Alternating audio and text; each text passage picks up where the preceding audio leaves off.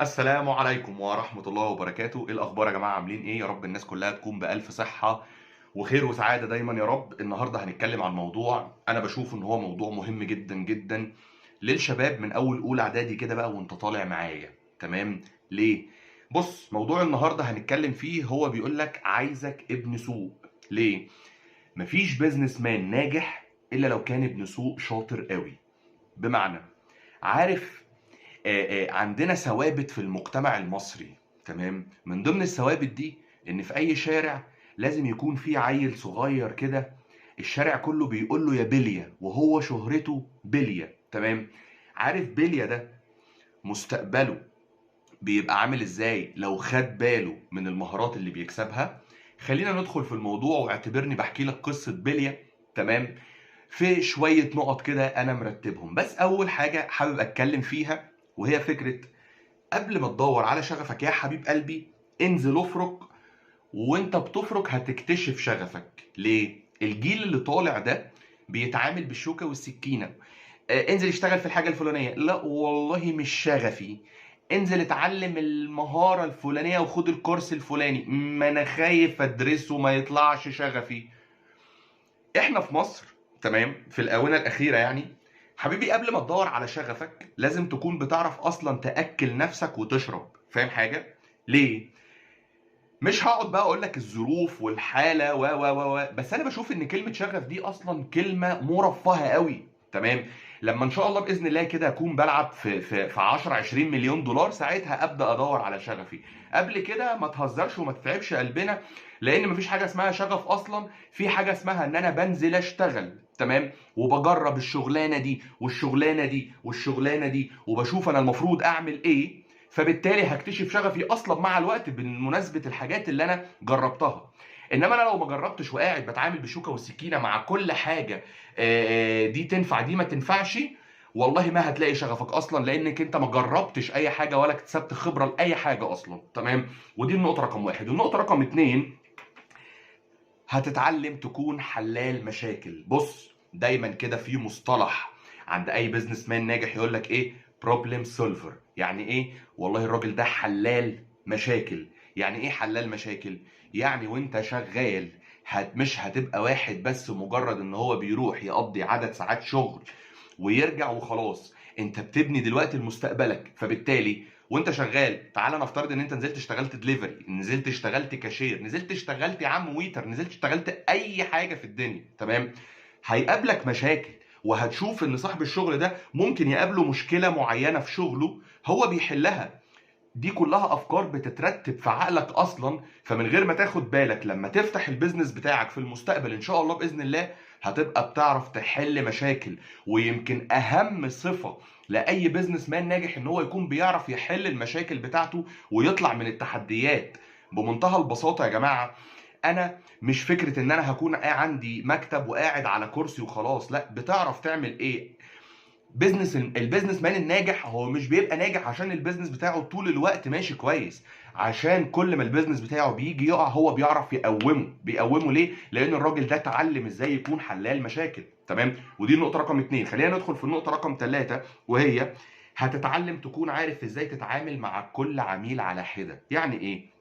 بص، الناس اللي انت هتتعامل معاها في المجتمع وانت شغال، عقلية ده غير عقلية ده. ويا سلام بقى لما يظهر لك واحد كده هو جاي يتلكك لك وخلاص. افتكر زمان وانا في اولى اعدادي تقريبا اشتغلت في محل بيتزا. محل البيتزا ده انا كنت ماسك الصالة بتاعته وكنت شغال ويتر، كنت بطولي.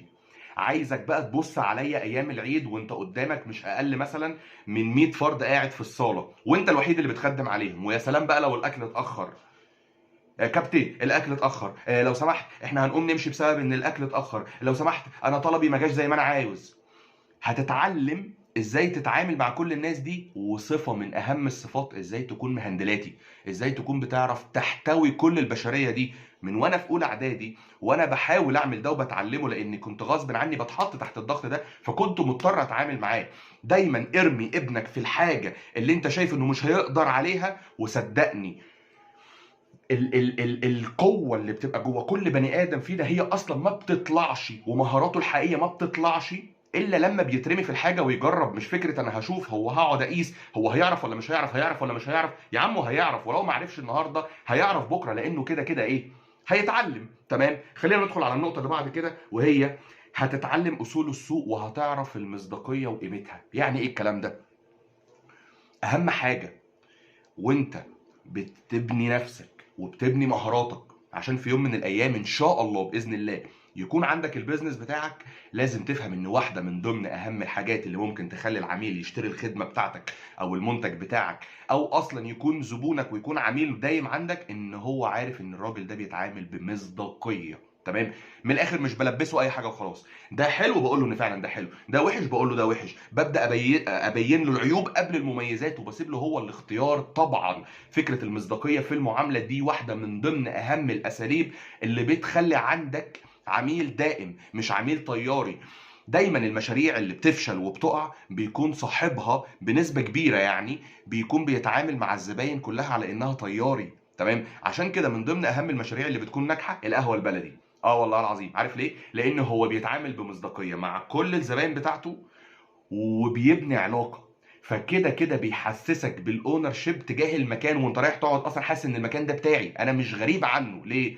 لان الريليشن والمصداقيه اللي كان صاحب المكان بيقدمها لي هو ده اللي انا عايزه، والاريحيه اللي انا بحسها وانا قاعد في المكان ده هي دي الفكره او الفاليو الحقيقيه اللي كان بيقدمها لي. حتى لو كانت الجوده بتاعه المنتج اللي بيقدمه مش احسن حاجه، ولكن هو حسسني بامتلاك للمكان وتعامل بايه، بمصداقيه. خلينا ندخل على النقطه اللي بعد كده، وهي هتعرف معنى القرش.